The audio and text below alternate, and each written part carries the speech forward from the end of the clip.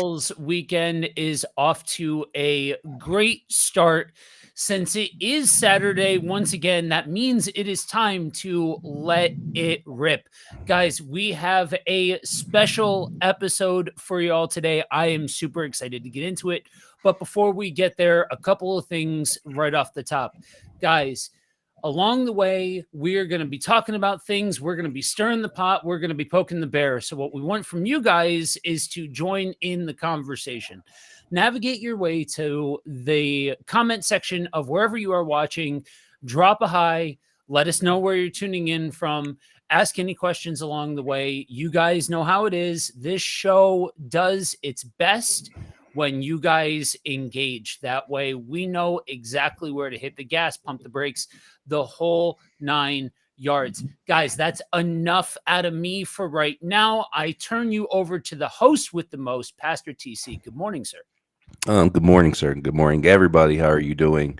If you notice, we have a new face on the screen. Well, he's not really new to us, but it might be new to you. And you like to introduce yourself, sir? Yes, sir. My name is Willie G. Berry. I'm just happy to be here with my fellas on Kingdom on the Road, and God bless you to whoever's tuning in and chiming in. Amen. So we have our boy Willie G. Berry, rapper, artist, brother, friend, deacon. The Lord has just done a lot in your life, man. Done amazing work. Is still doing amazing work.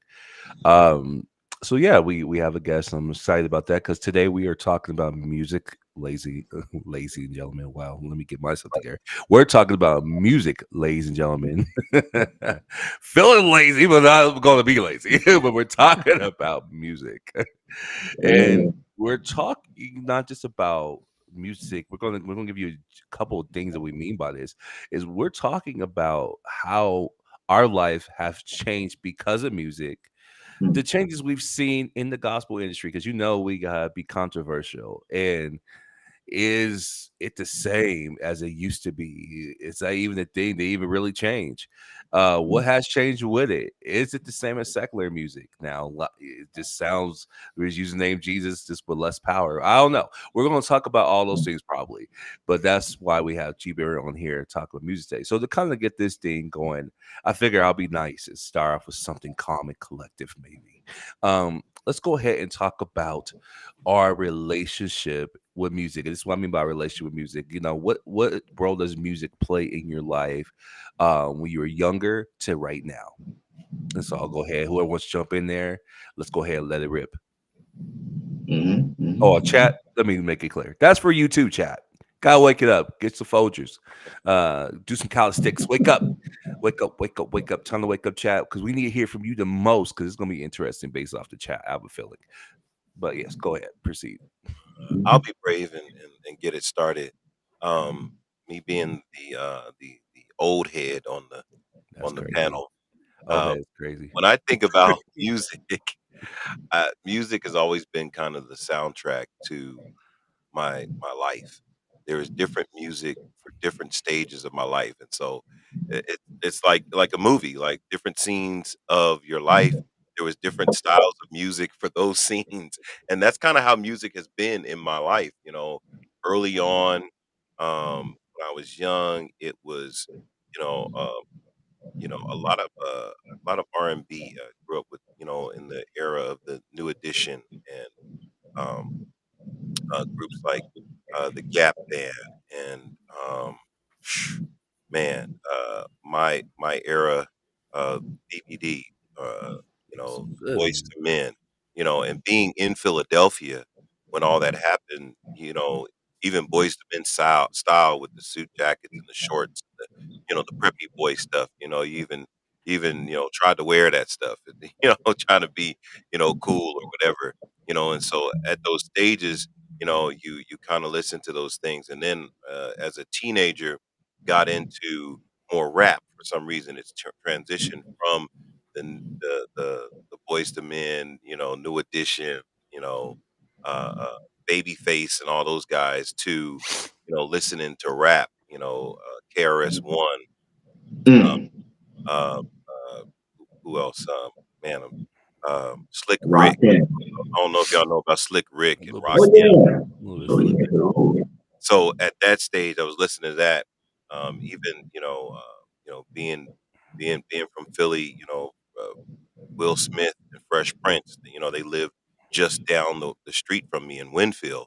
And so when they would come down the hill in the gold Mercedes, you're like, oh wow, and so, that was, part of your life. And then as I grew, kind of got into some different stuff, even when I changed locations, my music changed. So I didn't get introduced to West Coast music till I came to Colorado.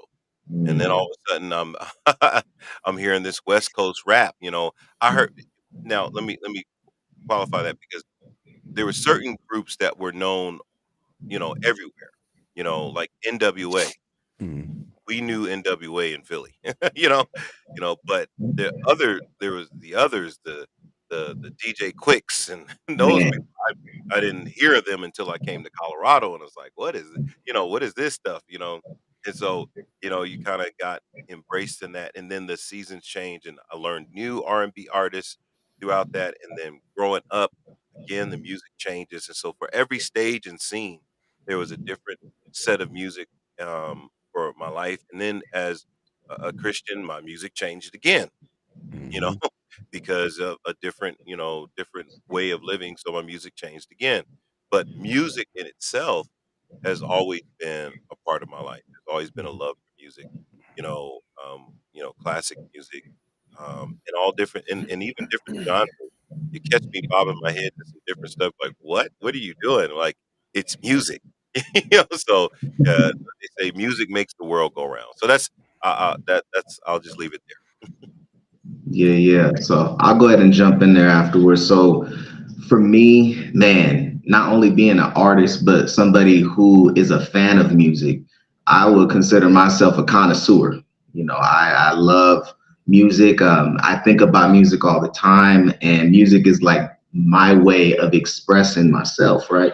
I was thinking as Apostle was talking, I was thinking about my earliest memory with music.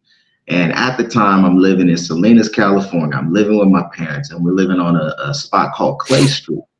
Mm. And one of my favorite movies in my top five is Five Heartbeats. It's one of my favorite movies of all time. And we're watching this movie, and there's a particular part where there's a person that's playing on the keyboards, and his name is Church Boy, right? So he was playing on the keyboard.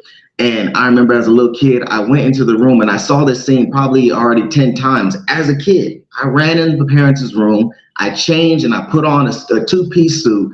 And then the minute that Church Boy comes out, I run and I slide across the wooden floors. And they're like, what the heck? And I said, go to church, go to church. So, that was my earliest memory as a little kid, was watching Five Heartbeats and just the music and the way everything was choreographed. It's a great way of communicating and breaking down cultural, social, and communicative barriers, man. That right there is the biggest thing that really stood out to me personally as music. So, in the similar lines of a soundtrack, as a little kid in elementary school, what happened with me is, again, growing up in California in a city called Salinas, there was a station called 105.1 The Ocean. And my parents would always pick me up and drop me off, and they'll play the radio station. And I remember listening to it, and I loved it was really heavily bass influenced. Of course, West Coast, man, it's real vibey. It's real expressive when it comes to cultivating and really getting you moving. So I'm listening to this. I'm like, Mom, who's this? She's like, baby, that's Marvin Gaye. That's Luther Vandross. That's Temptations. These are the groups that I started off with as a kid. Matter of fact, it was about the early 2000s. I was listening to Marvin Gaye, heard it through the grapevine as a little kid, and then I got my cousin around the corner. He's listening to Ludacris. That's a down south artist, right? So it started that in elementary. In middle school, that's when it transitioned to West Coast. Like, I mean, hardcore West Coast. I'm talking Tupac. I'm talking Midwest Bone Thugs and Harmony. I'm talking Biggie, and I started really getting expounding and really studying because it captivated my heart as a little kid, knowing that, wait a minute, I'm the quiet kid, but I could use this as a voice to express how I feel. Wow. But yeah, man. Lastly, to where I'm at now, I can go back to certain parts of the music that I used to listen to, and I could pull from the different instruments, the different cadences, the different flows. Not all the music, because now that I'm born again, there's certain ones guys like, you better cut that off, son, and quit playing. So yeah, it's been a beautiful journey, and I'm definitely excited for what God's doing in my life and with my family collectively. Concerning music is who I am. It's the way I express myself. So I think I'd call myself a mixed bag between the two gentlemen that spoke first. Being it's I think that's the first time I've heard somebody else put it as soundtrack. It's a soundtrack to your life and moments and things like that. I don't think I have the same kind of clear lines because I've had certain music that I've listened to all throughout the way and yada yada yada, and it's changed so much. But music has always been a part of my life. Like G Berry, I too am a musician, and it's something that was understanding the power of music was happened at a very very young age. I'm not sure I have memories pre just really being taken in by music, and I could still to this day tell you the first song that ever got stuck in my head. It's Boston's More Than a Feeling. That breakdown mid song is still, I still to this day say Boston Self-Titled is the single best cover to cover album to date. But yeah, so I grew up on stuff like that. I grew up on 60s, 70s, 80s rock. That was a big part of my and then I became a metalhead in high school, and in my 20s I found blues, and I just it's been a love affair ever since. But I think for me, like G Berry said, it might be hard for some of you guys to envision this, but I was real shy and real timid before I found my voice and before I found my confidence. I was super quiet growing up, and music was the way that I was able to take what I was feeling and take what I was experiencing and be able to transpose it and outlet it and be able to express myself. And that's, I think, still to this day why I like the word you used, G Berry, connoisseur. I'm a connoisseur of music. There is one thesis statement that must remain true for me to really appreciate music. It's got to make me feel something. I dare you to make me feel something. Yeah. And that, to me, I'll get it. I'm sure as the conversation continues on this morning, we'll get into that difference between pre-Christian and post-Christian life, because like you, Ant, with previous topics, I look at this one and I'm like, I'm going to be the odd man out in this conversation 100%. But still enduring regardless is this desire of like that connection that I've only ever experienced in two arenas in my life. This prevailing thing that when it's good, it can bring people together, and that's good music and good food. G Berry, you know what I'm talking about. Yes. You make somebody a good meal and relationships are started, memories are made, wars are ended over a good meal. Right. I really believe the same thing is true with good music. That's right. 100%. Man, that's good. Okay, well, guess I'll be last on this one, which I was just soaking in what everyone's saying, because I think I'm a mixture definitely of all three, even you, Joe. Matter of fact, piggyback on Joe. The fondest memory I have is being probably second grade age. So I don't know what age that is. I'm about to date myself when I say these sequence of words coming up. Cassette tapes. So my mom had Yeah. a pair of set tapes in her blue Bonneville car, and she would play these tapes. Now, mind you, second grade, third grade were really quite hard times in my life because my parents were going through a lot of stuff. They always went through stuff, but this was the biggest thing because we done moved in states. So we moved to Portland, Oregon. And I think what really was like, I love music. Cause I feel like when you're a kid, you're in a weird spot. I just think you're soaking up everything, period. You Mhm. know, knew I like gaming when I was a kid, like to play games, so I already had Sega Genesis and I already had Super Nintendo. But music was just music. It was always just there. Does that make sense? Yeah. Um, and so I remember we're going to the coast in Portland, Oregon, and my mom played one of the fondest memory that I have with her, and one of my favorite songs. I don't care if it's been played out because it has a special place. I remember her playing "Candy Colored Raindrops." And Ah, let me tell you something. I didn't even know who the heck Soul for Real was. Mm. Okay.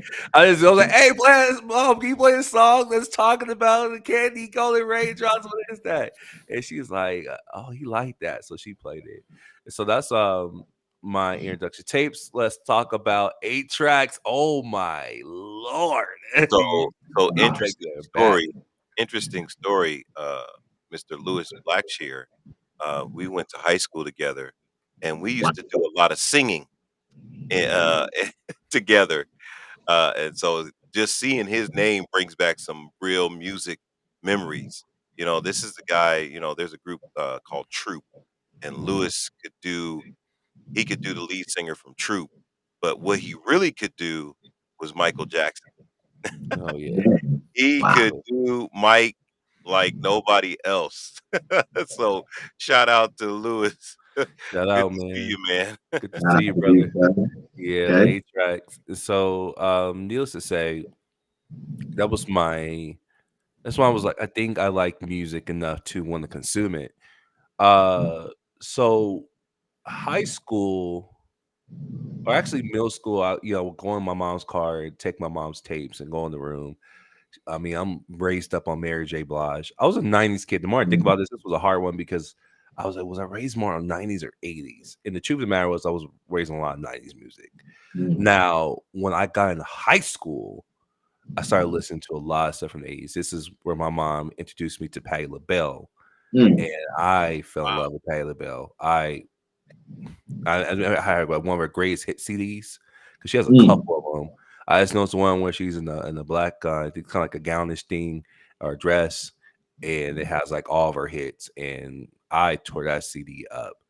Um, my friend, a friend, he was into Jill Scott, so I Neil Soul. I was like Jill Scott before I even got into Jill Scott. My mom got me to Erica Badu, so my mom was a connoisseur in music. And so I benefited off of my mom's relationship with music, and it echoed to me. Cause I always ask like, who is that? Because we're always driving, doing deliveries and delivering food. And so I spent a lot of time with my mom because I would help her out with food. And so we were always listening to music. So I mean, Erica Badu, Angela Wimbush, Stephanie Mills, Mm. um, Five Heartbeats is in there, Gap Band. Ooh. I remember first time listening to Gap Man, I think I was clowning because I was like, "This dude's talking about burning rubber. What's going on here?" And the next thing you know, I'm jamming in the back. Uncle Charlie. Getting Charlie. So I expanded, and so when I started to have my own relationship is when I got in high school because I was so awkward and I was trying to figure out a way to express what I was feeling. And so I was not a big diary person. I've never been actually this year I'm starting to write more. My Mm, Dr. Phil's even still is still more of me, really just writing notes from my experience with scripture, and then they turn into sermons and stuff like that or YouTube ideas. But music has always been like this diary, this audio diary to express what's going on in the day. And yeah. so, Needless to say, I started getting into my rap. Like I love me some Missy Elliott. So she was more of Yeah. an MC, truthfully. But I love me some Pac. I love me some Biggie. My mom was playing those guys. She Wow. was playing. So no, I didn't know a lot of them because I was more into R&B and for sure more of kind of light hip hop in the sense. And so those things were what I used to listen to throughout you cannot find me without a Walkman. Oh my God, bro. I felt so Wow. you Walkman. couldn't find me. You just dated yourself. So you just let that slide right out of your mouth. And the best part Yeah, is all three of us yeah, we know exactly what you're right. talking about. Yeah. So I Yeah. don't even know what a Walkman is, bro. But you never saw me without a Walkman and some headphones, man. And Man, I had this big old case of CDs I would put in my backpack. Yo. And I am Yeah. like, you had to Yeah. have CDs. You had your Yep. case of CDs. Case of CDs was like, that's life or death. You fight. So Yeah. I remember I got my stuff stolen, and the first thing I asked for was buy my CDs, and they got me good. But then I had like a whole other stack at the crib. So, at but least you the at least you didn't have a boombox on your shoulder like me. bro, Yo. I wanted to do that because that your era wasn't too far from mine. So I love that. That was dope. Right. It's kind of interesting that they're trying to bring that back in a weird way with these little pills and pods, right? Yes, they But are. you know what I mean? But that was dope. Anyway, so to wrap this up, and I'm gonna transition to this because this is how we're gonna transition this conversation. Um, I got introduced to gospel music at the age of 14. That's when I received the Lord Savior into my life. Was when I was 14. No one's telling me that my music had to change. This is the crazy part. And I know some of you might have different experiences. Even online, I'm pretty sure you might have different experience about people telling you your music got to change. Well, that wasn't my thing. Me and my mom got saved at around the same year. Um, and we were still bumping when we were bumping. However, I will say music is what got me saved. Mm. So, and if you're watching this, she might be Mika in here. I call her Miss Shamika. She's one of my mentors, and some of you guys might know her here in Colorado because she's an incredible singer. Oh man, that woman can sing, but she's been singing since like I've been young. That woman's been singing a long time. Anyway, my mom was bringing me to church. And if you don't know my testimony, I'm just gonna give you a quick snippet of how I got saved. Mom decided she wanted to get her life right around her 40s. I'm in middle school or late middle school because I'm 8th grade. Decided she wanted to get her life right. I'm not having it. I don't want to go to church. Never been to church. Why are we starting to go now? But it was heavy on her heart to have her family go to church, and especially her son. And her son was already socially awkward in school, so he didn't want to do no youth group. So she made me go. I said, I hate church. Always never liked church. It's always been boring. People were weird. Why are you making me do this? My Saturdays are dedicated to my gaming. You do not rob Saturday, Sunday for anything. This is my day. I gotta go back to school on Monday, and you trying to rob me of one day. Come on, bro. And so, needs to say, me and mom had conflict. Conflict echoed to dad. Dad, at the time, wasn't he was really not playing religion like that, and so he didn't like religion being pushed. Got to a mom. I felt bad. Blah blah.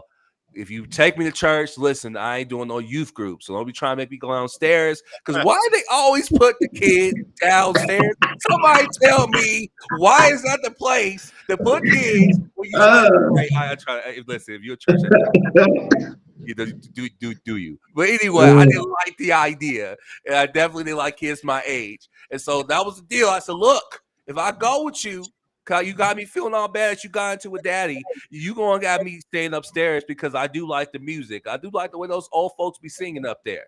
And so Miss Shamika could sing the roof down. I'll never forget. She sung a couple of songs that just really ministered to me as a kid. I didn't always be a minister to, okay? Because for me, I'm just like, this is a good song. It's like you can sing. I just like singing.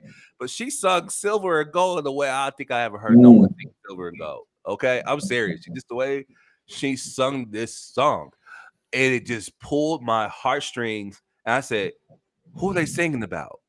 And my mom was like, "They singing about God, baby." Well, I wanna know God. Mm. Because if she's singing it like that, I want to know who he is. And so I went my pursuit, and I ended up becoming a Christian. So bringing it back, I decided I wanted to add to my music because I didn't cut nothing off when I became a Christian. Let me make that clear. I didn't cut nothing off, but I wanted to add to my repertoire of music. And so here comes gospel music. And I think my first introduction to gospel music, believe it or not, what's up, Leos? How you doing? We're talking about music. What's your relationship with music? Go ahead, let me know in the chat. So we're talking, and I got introduced to a lot of different choirs because I was in the choir. I was in air conditioning. If I'm going to be at the church, got to be in the choir because I want to sing now too. So I got introduced a lot, but I think some ones that really, really, really, really stuck with me was Vicky Winans. Like Vicky Winans, I don't talk about her a lot, but Vicky Winans, man, I was like, who is this? Because I had a guy who decided, because he was like, this dude likes music. He brought me a whole case of gospel music. And I don't know, truthfully, I don't know what the motive was. To me, it felt like a pure motive. He just brought me a case of CDs. I like music. And in the choir, I had this dude rip me in their CD. And so I got so this is the crazy part. So I told you about Stephanie Mills, right? So Stephanie Mills had a gospel album. And I love Stephanie Mills' gospel music. I was like, I gotta have this album. I think I ripped that thing. I didn't have the whole album. I think I had like parts of the album. And I just played that thing, and I was like, "So this is the thing Christians they have music," and so I went on the pursuit again. Next thing you know, I'm the only weirdo in school that has a CC Wine CD when it first dropped, a Vicky Wine CD when it first dropped. I went back to get some vintage Vicky because she was doing music 60s to 80s, truthfully, and so I had all that, and so I started listening to gospel music because for me, music was a diary. So now I'm a Christian. And the only thing I think about in school is God. That was just me when I was a high schooler. I'm thinking about God and my teacher. I'm thinking about God and love. So music was my literal audible Bible. Gospel music was. It was my diary. And so with that being said, let's talk about gospel music. I know it was a long about way. I'm gonna read this real quick, and then, like I said, I want us to kind of take off about this. I'm about music in all genres. Music is my motivation in a lot of things, but it brings me closer and closer to God during this hard time. See, that's what I'm talking about. Like I told you guys, you heard me say time and time again. I know how to read a Bible when I was in high school. I didn't like reading, period. So to read a Bible was just not appealing to me. I'm just saying. I'm just being really honest with you. It was just not appealing to me. That's why I think with my youth, I try to find creative ways for them to learn the Bible. And it's kind of cool right now because we're in the age where you can get different translations on the dime, and I take advantage of that with youth group because that's one thing about being younger. I do wish I had more. Was the word God mixed in with music? Because I'm gonna talk about that. I think I'm gonna try to talk about that later because I don't know. This is later rip. I can't make you promises, but the goal is to kind of marry these two in a minute. But I didn't. So, like Lelios, you're on it. That was the thing that brought me close to God. That was the thing that taught me who God was, and how I should love, and how I should treat people. Was gospel music. So, gospel music. Let's talk about it. Let's talk about the highs, the lows, and Willie, I haven't forgot about you because we're going to talk even about quote unquote Christian rap. Sure, let's do it. Remember, Matt, it truthfully, yeah, we're going to do it that way because let's just keep it in the order because I feel like both these genres have had radical changes, and gospel music when I was 14 versus gospel music now, I'm gonna say some possibly controversial things, possibly some things you might I agree with. Gospel music when I was 14, I feel like gospel music was still not really on the map. Like seriously, people, the best people knew barely, and I'm gonna say barely even, was Kurt Franklin. Mm-hmm. I feel like Kurt Franklin established Stump, but even still was establishing stumping God's property, moving into I think it's what CD has Revolution. New Nation CD. Oh, that CD is amazing, by the way. That was my CD. I didn't mention Kurt earlier. Kurt was a part of my childhood too. I like Kurt Franklin when I was younger. Right now, we'll get there. So, but that was it. While I was talking to people, they really didn't know half the artists I was listening to. First, it's not for like gospel music has kind of gotten more popular. You have more people who have crossed lanes more with secular music, quote unquote, R&B, whatever. I really like saying that word. Can I be honest with you? Because to me, music is music. But for the sake of labeling, and Job, go easy on me. For the sake of labeling, this is what I mean by that. So, the match between R&B, secular music, and the gospel industry has collided more as I've gotten older. And so even a Maverick City, people know who a Maverick City is today. It's like crazy. People actually, gospel music actually having so many different flavors underneath it now, have more R&B beat, a reggae beat, Afro beats underneath it is like incredible because it's really gotten more on the map in some ways, And so with that being said, what are the pros and cons with gospel music right now? What really there's so much transformation with it? And listen, and I want you guys in the comments, and I'm gonna work on this too. Let's not over spiritualize this. Let's just call it spade. Does gospel music sound similar to today's quote unquote secular music? Okay, I'll jump in there. So I'm gonna give a Hebrew answer. I'm gonna say yes and no. Here's why.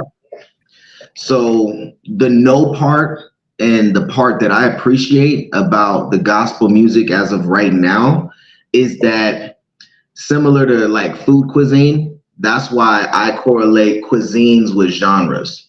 Like you got different cultures for different foods, for different palates, for different people. So the part that I do love is what you pointed out with Afro beats. So you got Afro beats, of course, you got trap, you got all these different genres and subgenres. But for somebody assuming that their motive is pure, they're going to put in the message, and that music is going to relate to somebody else that is into that specific genre, and that message is going to be relayed. One thing I had to learn early on is that music is just a platform. It's not the purpose. It's not the overall end all be all, right? Now that's one pro for sure. The con I see is the obvious capitalizing off of your own personal gain. It's a never ending cycle with the industry that we're in and the world that we're in, this age of information. Like a lot of us are overstimulated with so much information that is coming in and out, in and out, in and out. And I would say the con would be it's hard to sum down the motive for certain artists. You mentioned his name, so this is Let It Rip. You mentioned Kirk Franklin. And this is from a hip hop standpoint, and I'm using this as an example. A couple years back, he did a BET cipher, and he was the last person on this cipher. And he made a very controversial quote, which I do not agree with, biblically speaking. And he said, the lion and the lamb will bow down to the goat. One, that becomes very subjective, meaning you give that your own interpretation to what you say, think, and feel about what you think that's supposed to mean, as opposed to what the truth of God's standard is. So there's a lot of, what's the word? It becomes ambiguous. The lines become so skewed, and it could be, well, this is my interpretation of how I feel. Cool. You can give your interpretation how you feel, but at the end, if you're not understanding what the objective is as a believer and not just an artist, then you can just allow the lines to be however you want them to be. You know what I mean? And so it's just so many different angles you can go at this as far as music is concerned. But I just wanted to open up the can of worms and just say that. So I like it. I like that you did that. Real quick, joke. I know I want to let you go, but Z, we Lady Zio, thinking about her name, Lady Leo's. Yes, we'll be keeping Tamika in prayer. Definitely keep us updated. Matter of fact, we just pray right now for Tamika. Lord, we don't know what it is, but Lord, we pray real peace over her, Lord. The peace of Jesus. God, that's all understanding, God, is sickness in her body. Lord, we know you can heal.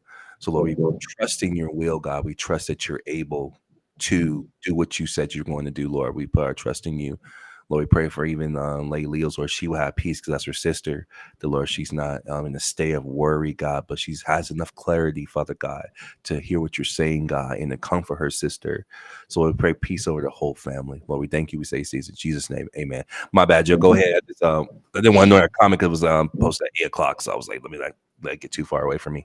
But go ahead. So I'm a lot newer to specifically the gospel genre. I was introduced a handful of years ago because I grew up on women like Janis Joplin, Mary J. Blige, Aretha Franklin, music like that. And so when my mind was blown when I was shown gospel music for the first time. But I think a lot of what can be said as you look at the grand paradigm of music, specifically Christian music, all of that sort of stuff.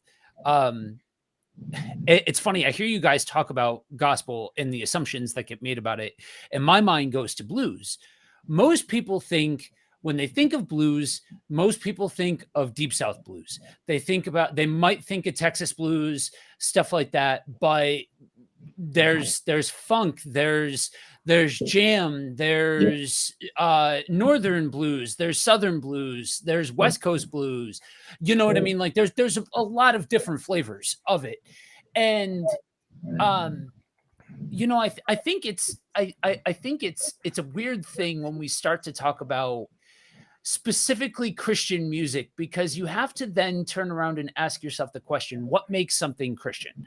Because if the idea is that it's got to be biblically accurate, or the thing that the person's saying, or the things outside of the music that the person's saying have to be biblically accurate, then y'all, 95% of Christian music just got disqualified all in one shot. So if the benchmark is biblical accuracy, then why am I going to take seriously the necessity to only listen to things that get labeled by a music company as Christian? Because even I'll take it over into the post grunge, post punk world that was the early to mid 2000s for me. You had bands out there like Evanescence, you had bands out there like Flyleaf, that were just that were tearing it up with music that you had to stop and ask yourself the question, what are they talking about? Yeah. Right. Now, Lacey Sturm, if you guys have, if for anybody watching, if you're into female vocalists and you want something that has that melds the worlds between more of a classical sound and a rock sound that's Christian bent, go look up Lacey Sturm, specifically the song The Reason. It'll make you feel some kind of way. But back then she was specifically doing stuff with Flyleaf, and I was being a part of youth group. That was like the taboo thing that you didn't like listen to, because this was through a church that was still listening. The adults were still listening to guys like Michael W. Smith and like that era of Christian music. Which spicy comment. I can't stand that era of music. It's so it was very interesting. I was just thinking about this. I don't like you right now. Cause I was like, I don't know how it happened, but I was just like listening to like a lot of like songs from the era, Michael W. Smith, and I was just like, I don't know what the disconnect is.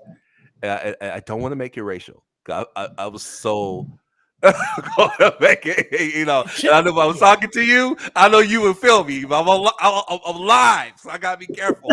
But I will say, I will say this. I like Um, very, very interesting choice of music. Yeah. You Yeah. know, but yeah, I just want to get that was hilarious. Yeah, it was that was interesting era. But it's but like Willie said, there's you have to be nuanced enough to say that there are pros and there are cons to the vehicle of Christian music and the platform of music to be able to um, convey different messages through different means, through different sounds, different things like that, to be able to connect and resonate with different people. You could be saying the same thing, but some music style, some direction to the music could minister to somebody that or speak to somebody in an entirely different way. And so I have to be careful for myself that I don't just come on here and slam a whole subsection of music because it is right. something to somebody. That's But it. I couldn't unring the bell when starting to listen to even you guys one of you guys mentioned Maverick City. Yeah, Um it was me. okay, so so today I learned that they're considered gospel apparently. Didn't know that. I Sure. won't I listened to some of their stuff and Yeah. I'm like, "Oh, this is so good." And then I Yeah. listened to other their stuff and I'm like, Uh-huh. wait a minute. Wait a minute. But that's my experience with them. It's And just what then you just did.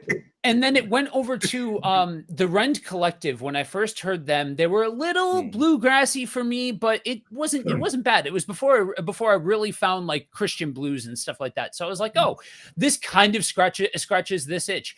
And then I started listening to more of their like, oh, I don't know, self-centered music where the thesis statement of the song is about the human, not about God. And I'm like, what are we doing? Wait a minute. I'll Wait let a you minute. get there. And so once you go there, I seriously, anybody who listens to Christian music and really enjoys and vibes with Christian music, I warn you, there is a giant warning sign. Once you ring that bell, you cannot unring that bell.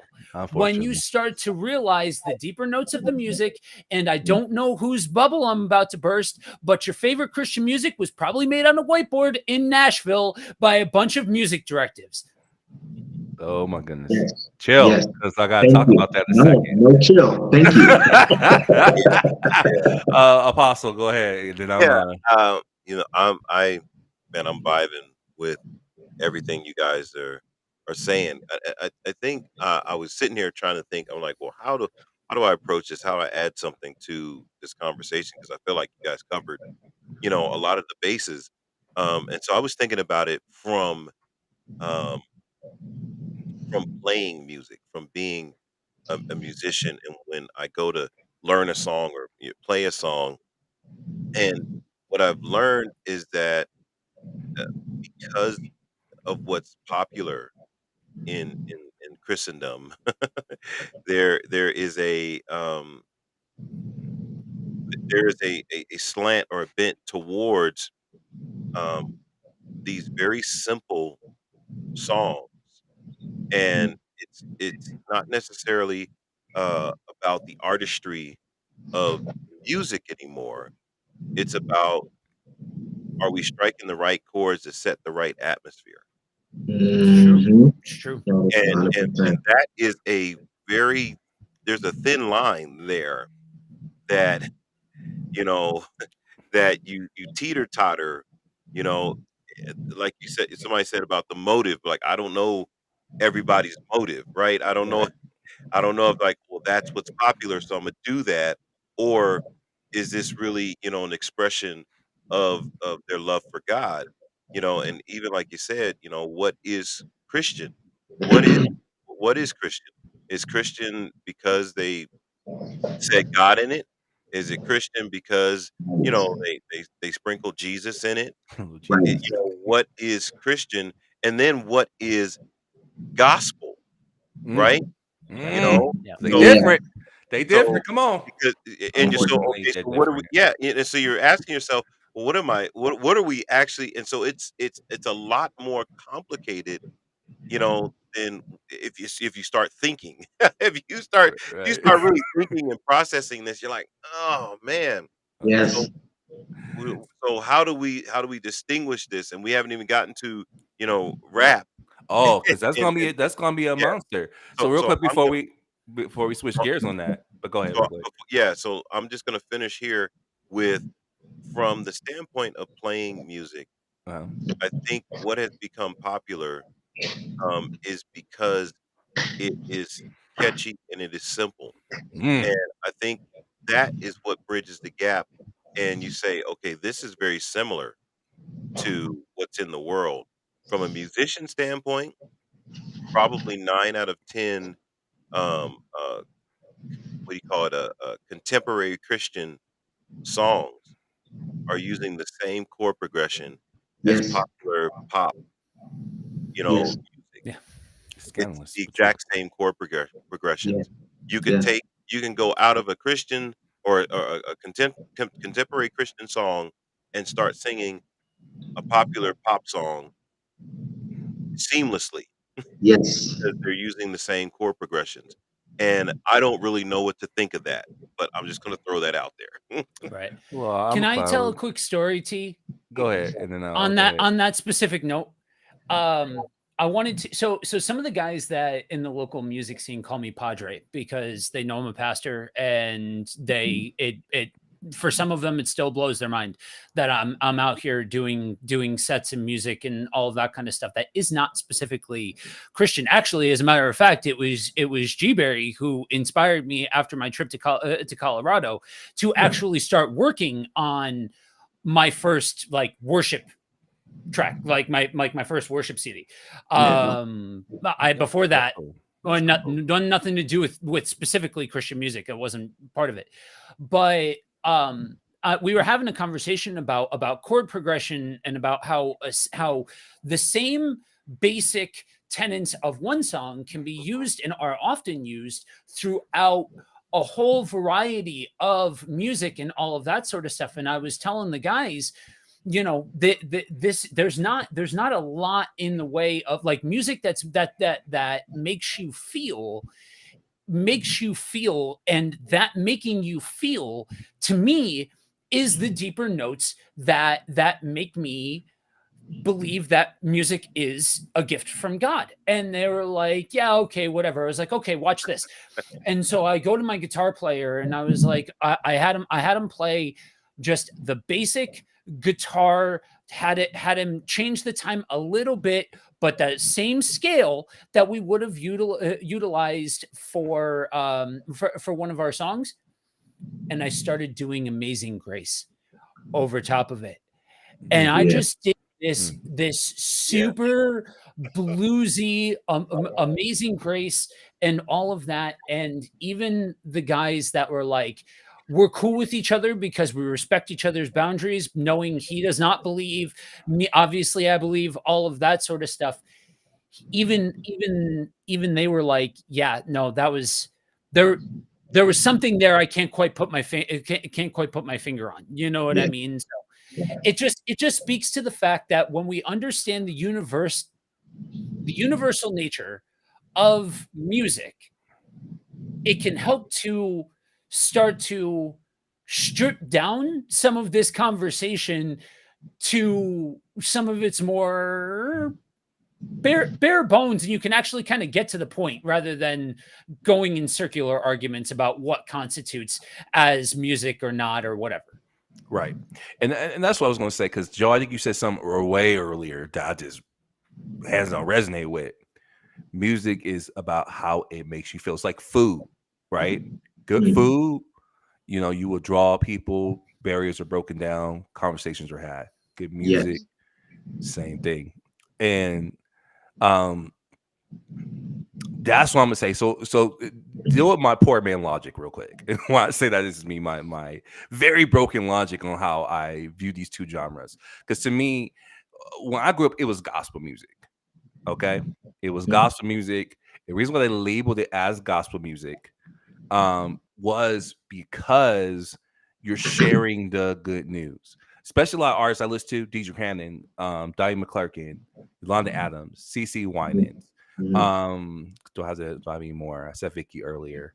Those are like the big Israel Houghton. Those were the big gospel artists of my generation at the time that were really shipping the gospel industry. I'll even throw Tone in there, B Slade, because he even kind of did a lot of revolutionary things with the gospel. But all those things has something in common, is how they made me feel about God. Okay. So it made me feel good because I have friends who listen to who are my age, because I wasn't completely outsider and I would be playing it. And my homie was like, yo, that go crazy. Like my friend, if you don't hear Ronan, David, CeCe Winans Purify CD, the song Purify itself, he's like, bro, what is this? I said, I think it's the last track. It wasn't even my favorite track on that CD, but I just will play the whole CD through. He said, what is this? This is amazing. Because even for me, because I even talk about liking gaming music, I still listen to a lot of gaming music to this day. You go on my phone, you're going to hear some gaming music. Willie knows. He's like, what is this? This sounds interesting. It's because music is music for me. And so he liked the song because it was cadence to something that was very similar to like a lot of anime and games we were playing, and he resonated with it. But she had a message in it. He said, so what's she talking about? And that was we're able to have those conversations because of that. And so that's what I mean by gospel music. Christian music, though, are contemporary music. Then you get into things like urban gospel, because I feel like it's just weird. I don't know why we do, but actually I do know why. Let me not sugarcoat, because Joe said earlier, and Pastor hit into it earlier, is that there's powers that be, I'll just put it that way, that they're creating a concept of their viewer and their listener. It's just business at the end of the day. So some of that you could be like, oh, it's so demonic and evil, or some of that you could look at as just like, well, it's just technically practices that are normal. Everything has a market and a business, so it depends on how you want to cut that. I knew I wanted to be a gospel artist because I listened to so much gospel music. I never told anyone this, but that was my top dream before being a gamer, was being a gospel artist. And so, oh yeah, I loved gospel music so much. Like it was, I like the riffing and the yelling and the growling. That's why I resonate with Vicky Winans. I like doing all of that. I love the softer tones. I like going in places of worship. I like being in front of people and be able to lead them into the presence of God. And so a gospel singer was just a thing for me. I was like, let's be a gospel singer, So that was my thing while I was younger. However, what you discover, and I think Joe hit it, because this is why I think I started getting more into Christian rap, is when you start reading your Bible, you can't hit the undo button. And listen, for better or for worse, it is what it is. Like sometimes I'm praising God that I know how to read a strong concordance. I know how to exegete. I know how to, what eisegesis is, and how to avoid it. Yeah. I'm grateful for a little hermeneutics. You know what I'm saying? I'm grateful for precept by precept lines. Don't get me twisted. I know that's my peanut butter and jam. But there's sometimes I listen to a certain song I used to love, and they come on, I'm like, oh, don't hit the way it hit. Because now I hit my emotional box. Now my emotions are altered because of my truth. Now that's the scandalous part. Wow. That's a quote right there. That is a man. That was a bar. Because that's the thing, is that music feels good, right? Like a lot of things, it feels good. So that becomes my quote unquote my truth. Because whatever I'm going through, that makes me feel good. But the problem is, if we're talking about gospel music, I didn't set the rules. The Bible did first off. And you set the rules when you said this is what it was. is Yes. that you're talking about God. And so when you open the Bible, you're like, wait a minute. Like, I ain't trying to pick on Maverick City because I do like them, you know. And then Joe, he technically started when he talked about the me center music. Yeah. you, I you, mean, it you, is. you did it. So those things feel amazing. But if you have what we call quote unquote woke moment, you're like, well, wait a minute. That's not what the Bible says. It just changes the whole experience. And so there's songs right now that I think I was listening to this week, and I was like, it don't hit the same. It just can't hit the same. And I want it to hit the same, but I'm not the same person. And so this is what happens, right? You can, and it depends who you are. And I'm not, you know, and when I say this, yeah, actually, I'm gonna stir away from those words. Depending on how you reconcile things, is totally up to you. For me, that music still stays in my library because it's connected to experience. What God still. So it's, you know, there's some people that like, I gotta throw it completely away because I just got a new revelation and gotta go. Me, I'm like, it's not trash. But I can't fully glean from this principle and learn from it anymore. But the experience is powerful enough for me to realize that God was doing something back then. So it stays. That's just how my mind is. So when I talk about this concept with gospel music, the unfortunate thing is today's gospel music has a lot of me-centered qualities. A lot of feel-good qualities. And listen, that's not a bad thing. So let me put that out there. But if the goal, which I'm confused about, is to educate the Christian, right? Because obviously that's why I did it with the name of this genre, is to educate the Christian, to have them. Because when I was growing up, and I am going to talk about it, the reason why people started pushing more gospel music on me is because they're trying to pull me on, quote unquote, the world, right? Because secular music is the devil, Joe. Don't you know? Thank you for saying that. Thank you for The saying devil, blues. Ew, how dare you? You know, You like, shouldn't have the blues. You've got Jesus. Right. Come on. You know, that hippity hop, none of that jazz. And so Off that hippity hop. needless to say, I bought into this a lot. But here's another fact about you that you guys about to learn about me. I also was a dancer. I love to dance. Now listen, how much I love me some Vicky Winans. As long as I got King Jesus, you know, I can't be pop locked until long as I got King Jesus. I mean, I guess I could, but it just don't. It's like it just don't fit. How much I love some CC Winans. Marcy said no. I can, you know, jig to. Mercy said no. I can bow down. I can let my hands. And so, I'm just giving you a little bit of my experience, okay?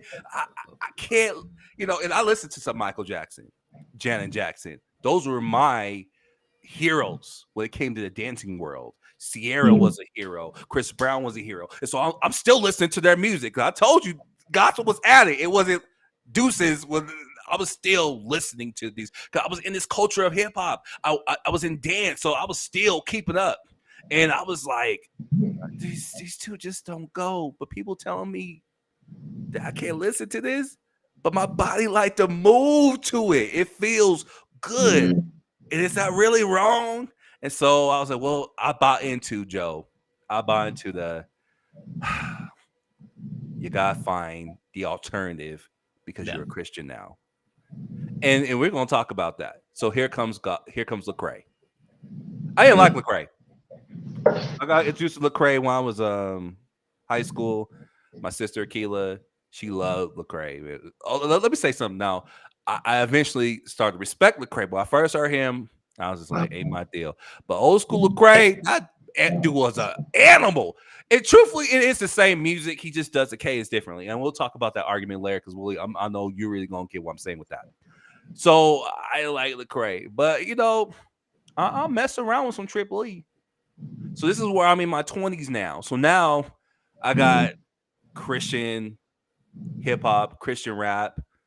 Some don't like the term in that genre, and pretty sure Willie, you have a lot to say about that. But now I got that because now that was my alternative to dance. Because I'm like, oh, these beats I could do something with, since I can't do my Janet Jackson set with Michael Jackson in the church because they're probably gonna stone me. Can't be doing that, you know what I'm saying? And rightfully so. Can't be grabbing my crouch and get it. I get it. I get it. I get it. I get it. But it gave me the a whole different world. And Christian R&B or Christian rap, hip hop, has it went through changes because it wasn't really on the map.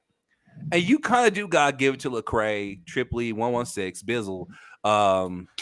Give me some more. Ambassador. Come on. Give me Cross Movement. You gotta give those dudes their flowers because people were saying, and this was a thing, believe it or not, is you can't put rap or gospel music because if you're in any type of Christian circle or it involves slightly religion behavior lives in you, right? That's what they will say. Then you will know rap is the biggest enemy to youth. Come on, let's be real. Back in the day when we were younger, there was a lot of things that were the devil. The two top contenders that were the devil were rock music and rap. I was gonna say if there's only one, then it is contested because heavy metal is also of the devil. Don't you know? Right. Yeah. Right. Those three. We'll go ahead and say three now. Those were, especially me and Joe's age group. Those were the devil. Because our rap music got our kids acting all crazy, got them hanging them pants down, got them cussing and stuff. And you know what's crazy about that is that even in my dad's generation, my mom and my dad's generation in particular, jazz was the devil. Yeah. He was always mentioning, he's like, man, I love jazz, but I came up in a Baptist church and they would almost pick stones and throw it at me. They just chased me out, My mom, I believe it was, so my mom was born in the 60s. She's a baby boomer and she was really heavy on like the disco. Yeah. She was Donna Summers and stuff like that. You know what I mean? So yeah, that was another one. They're all like, oh yeah, that's that party. That's that devil, So yeah. Nightlife. That's that nightlife. But man, I'm telling you, they pooped on rap music. Yes. Rock music the most. I don't know why. I feel like these two are the most abused, and I think those other genres are probably have their own drama behind them. But I'm telling you, because it's even sneakily hinted today with TikTok, which But rap music was just not. So for me, I had to get rid of that, and I'm telling you, man, these dudes minister to me in ways I can't explain. Because they were speaking word. Like I like Flame. Me and Flame have a real relationship right now. But Flame was my favorite dude, bro. Because Flame, man, the dude was just so biblical. And his production was nuts on his music. And so it made me feel like I wasn't crossing the blurring no lines. So with that being said, now let's talk about the transformation of hip hop. Where's it at right now? Because I feel like it is more popular. But I ain't gonna hold you. Controversial comment. I can't tell the difference right now. Besides you sprinkling a little bit of Jesus on it. Yeah. So here's another controversial topic at hand is that what I genuinely wholeheartedly believe, and this is just my belief, is that a lot of the music that's coming out and produced is not hip hop. Ooh. That's not hip hop.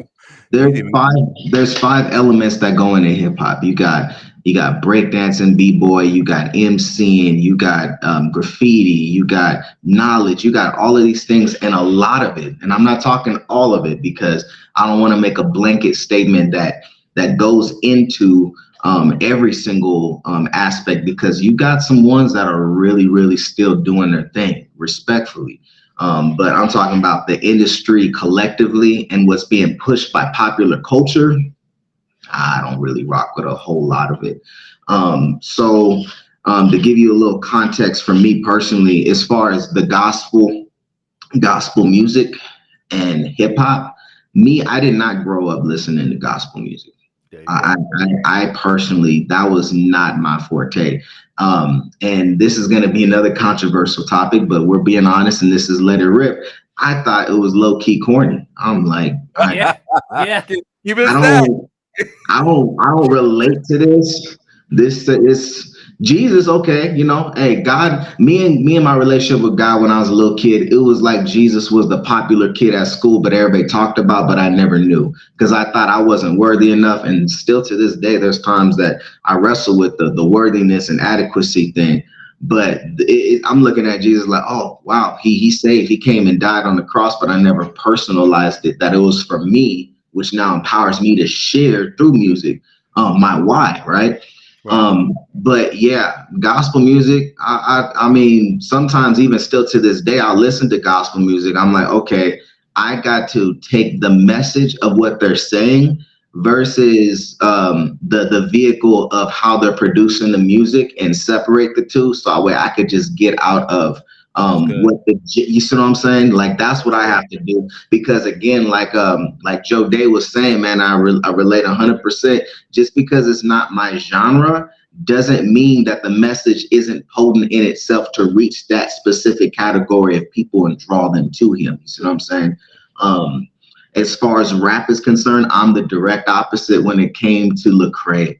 So what hit me really, really hard is I was in rehab, y'all. Dual diagnosis. And in case anybody doesn't know what that means, is that people that wrestle with drug addiction and they wrestle with mental health. I'm in this facility and I am having a crisis because I'm like, I love rap. I can't stop thinking about it.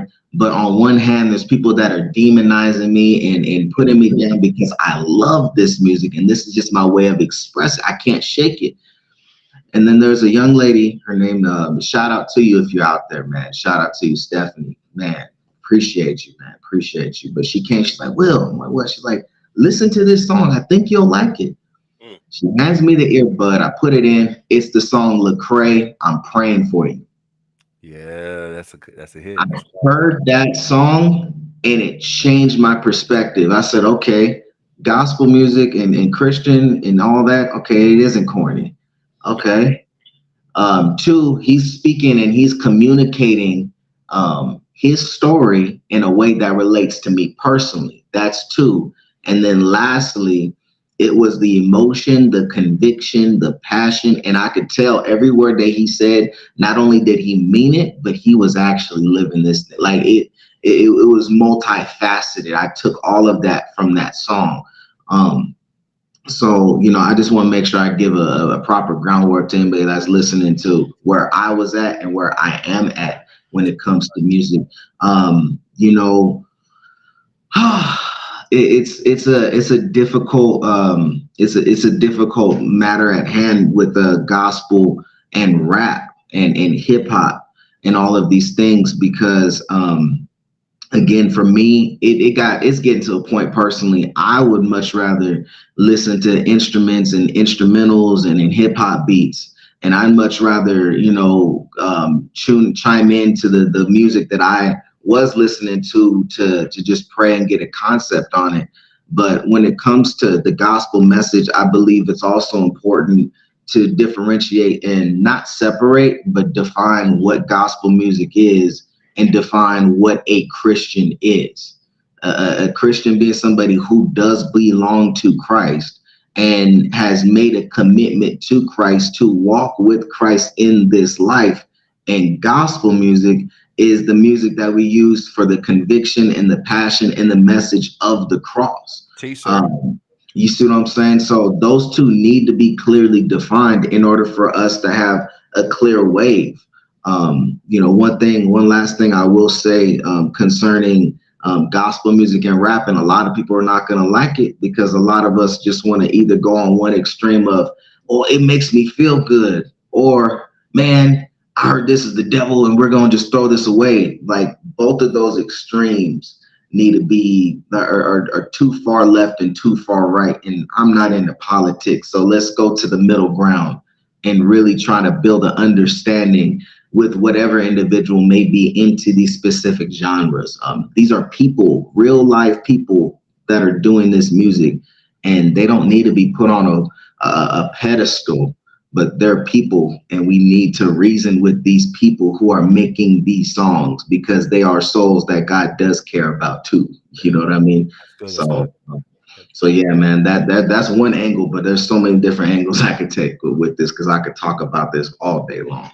So That's good, man. yeah, That was man. a good angle, man. Let him cook. Let him cook. All right. Who else want to jump in there? The grill's open. And you look like you guys. I got something if you don't, but you look like you got Yeah. something. So I'm liking the discussion. I like where we're going. I like what we're talking about, and I like the um distinction that you made, G Berry, with okay, being a Christian is separate from doing gospel music, Yeah, right? Yes. That those yeah, that we I think we speak those in like they're synonyms for each other. Like, okay, you're a Christian, you should be doing gospel music. You should be doing, and so I think about Christians that just enjoy music and are musicians and enjoy the craft and the skill of doing music and they're able to be in that arena and let the light of Christ shine in that arena. Um, Mhm. but then there is the struggle to, um, I guess not to try to control how that looks. You know, when you see, so I'll use a kind of a different example. Um, um, I believe Denzel Washington is a professed Christian. He goes Mhm. to, actually a church that was right down the street from where Tierra lived in LA, West Angeles, Church Mhm. of God in Christ, huge church where quite a few different celebrities, went, that devout Christians. But there are scenes in movies where Denzel has to use profanity, right? There are scenes Mhm. in movies where there are, you know, less than Christian scenes, right? Mhm. But he, has found a way to separate his work from who he is in life. If you Mhm. interview him one on one, he wouldn't use those words. Right. I watched him in an interview with a Jamie Foxx, and Jamie Foxx, he says, "Man, some of your most influential scenes," and he was like, "There's this one scene that I see in all these movies where you say, 'Get your hands off me.'" And he says to Denzel, he says, "Denzel, go ahead and do that." He says, "You play me." Smart. Yes. Play me, and it was, like, very subtle, like, yeah, that's the movie. I'm not saying that here. So Yeah. if you wanna say it, you play me, and I'll grab your arm. Okay. You can Yeah. say that part. And I was like, "Wow, very interesting." Hmm. And so, a lot of people are walking in 2 worlds, right? And how do Mm. you navigate those 2 worlds, you know, Mm. where, you may play secular music. You may play secular events. You know, but where's your, I guess, the individual, where's their conviction to what it is that they're doing? And I think each person has to be allowed to have that, A lot of right? something to The say about person that. that goes all the way in can't judge the person who doesn't want to go in there. And the Yes. person that is That's is good. is is not wanting to go in there, you can't judge the person that's gone in there, right? Yes. Because I think you can't speak to what's in their heart. You can't speak to their motive. And There you so go. let's say I'm the type of person that, well, you know what? I'll play for this, but I won't play for that. The person can't say, "Oh, you're wrong for that." You can't. Why am I wrong? Because that my conviction here. Right. You're okay with it. You can go play, You do it. that particular That's it. situation. So I think I've grown to the place where I no longer haggle over that anymore. There was a time where it's like, nah, because I wouldn't do it. You impose your morality, your choices Yes. onto other people. And now Yes. I say, you know what? That person has to deal with their conscience between God. I can't be that for them. All I can say is, well, here's where I am. There's where you are, and that's been a journey for me. And I just admittedly, I struggled for a long time. Well, And That's good, that's man. and there's an implication that we have to avoid with the last thing that you said, that there isn't an air of, okay, I'm here and you're there, with the subtext of, you need to come to where I'm at eventually you will figure out the right way to Right. think. In either and direction. and that's, yeah, that goes either way. I found Yeah. myself, this is one of those areas where, because music is so impactful, so resonant, so emotional, so intrinsically tied to so many moments of our life, it's so easy to weaponize. It's so easy to use against people in a lot of different ways. And so this is one of those areas that's rife with opportunity for hurt people to hurt people. Mm-hmm. And yeah. that's exactly where I was at one point. I remember I had to stop myself. I had to live process and immediately get off my perch when Aunt and I met for the first time. We met over and shared a meal, and we were talking about music, and I was not prepared for this man to say, I do not listen to anything other than Christian stuff. I was not prepared for that. And in my mind, I had an archetype. In my mind, I had a straw man. And I was ready to attack the straw man. And I've got a weird history when it comes to Christian music, because I can point back to music from youth group and stuff like that, like, for any of you that are more into, like, pop Christian rock and stuff like that, I'm old enough to remember when Jesus Freak came out. Yeah. Come on, Jesus You Freak. know what I mean? That was the stuff. Come on now. Great. But, Some parts, but no, at the same time, dude. But like, it's so you had used that word corny, Willie. Yeah. And Yep, let's unpack it. I had a hard time vibing with Christian music, specifically the initial exposure that I had to Christian rap. Mm. I had a hard time taking it seriously because it was cupcakes and surface level. Yeah. It was trying to shoehorn in God over a beat that was supposed to make you sound hard. Right. And especially Yes. where I grew up, Yes. Ant knows what I'm talking about.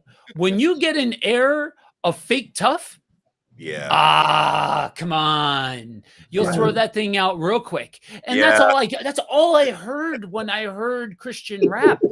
And then you get into the daddy Jesus of it all. This I like contemporary Christian music, where it's all daddy Jesus and sunshine and rainbows, and it's a love song to Jesus. That's all it is. Yeah. And so for me, I had a hard time taking that aspect of music seriously, because it felt like it wasn't daring to actually talk about anything. Okay, great. There's time and a place to talk about how wonderful God is in musical form, how powerful, how magnificent, all of those things. Praise God. Absolutely. There's a time and a place. And I love those moments where I am surrounded by the people of God and we are in one voice together, loving on God. But wait a second. What about the other times in our lives where we're just scratching and clawing to try and keep our head above water, and we are getting our teeth kicked in, we are getting knocked on our giant hind parts, and we are just begging somebody to talk about the real grit and reality of life? Is that Christian music? Yes. Yes, and I'm glad you teed that up, actually, because see, that's so since we're talking about corny, right? Yeah. Let's be real. Because this was the pilot for my era of gospel music. Is you got the DJ Cannon, you have the Tone, where their whole thesis statement is what you two gentlemen have been talking about is we gotta make gospel music relevant. Okay, because that's Mm. what it was. And a lot, it was more of them. There was some Mary was in there too, because Mary, Erica Campbell, Tina Campbell, they were all in this phase because they were reaching at the time kids my age who are 14, 16. We got to make the gospel industry more palatable because singing hymns in the church is not cutting it no more. Even to the contemporary realm, they were going through the same crisis. Okay, Michael W. Smith is cool, but how are we going to engage our youth in an urban way? Because we're dealing with urban youth who have real urban issues. They're dealing with things like rape, molestation, abuse. They're dealing with things like suicide. Suicide rate was very high. Still hasn't really came down even to this day. It was high back then. Gang violence was a riot. There were so many different things, and so these artists who are in the quote unquote gospel industry said, we're going to make music around this, but talking about God. Now, here's the thing. I loved it because there were times where I could use a Did Your Hand song to minister or to dance to. I say both. There was times I can do that because the beats were just right and the message was clear. And so the industry from this point start to really take that direction. Now, even Kurt Franklin, see, I was listening to is a Hero? I think it's City Hero. And I was just really amazed because when something is happening in your time, I don't think you realize how potent and good it is. And I was just reading the notes for the album before as I was listening to it, and the album got rendered his first Grammy. It really was rendered his first Grammys because songs like Imagine Me and Shout. Shout was a song that I was not ready for. It talked about his life, how he dealt with porn and molestation, sister being abused, being abandoned. This is why a lot of people at the time gravitated towards Kurt Franklin and his peers because they were talking about things like this. Like I said, this is my little corner of music. I'm pretty sure there's artists in your guys' corner that were doing the same thing. But the overall point I'm making is we got the thought process, and it seemed like the motive that was speaking louder than what people's individual motive was, is we got to take gospel music out of a place of being lame and corny and make it relevant. Same problem that the church is having today. We got make the church less relevant and make them more relevant, so that way it can speak to a bigger audience. Now, here's the kicker, right?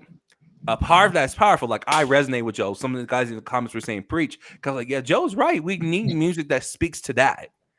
I love Jesus. I love Jesus is a love song. That's actually a song. I love that. But I need to know when I'm a Christian and my heart is broken. Someone broke my heart. What does God feel about this? I need to know if someone got killed or murdered and I'm going through abuse, is he the same God in that musical form?